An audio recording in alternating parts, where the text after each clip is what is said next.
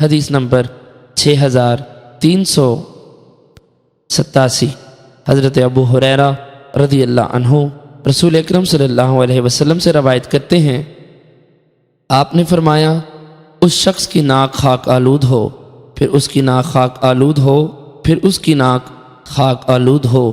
پوچھا گیا یا رسول اللہ صلی اللہ علیہ وسلم وہ کون شخص ہے؟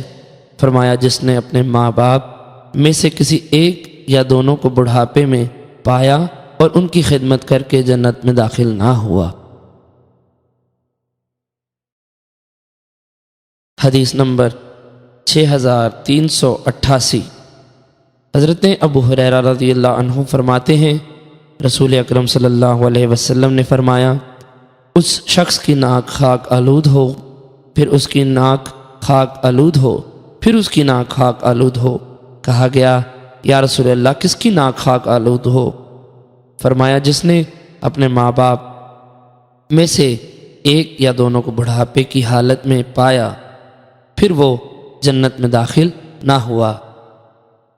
حدیث نمبر 6389 حضرت ابو ہریرہ رضی اللہ عنہ سے مروی ہے، فرماتے ہیں رسول اللہ صلی اللہ علیہ وسلم نے 3 مرتبہ فرمایا اس شخص کی ناک خاک آلود ہو، اس کے بعد حسب سابق ہے۔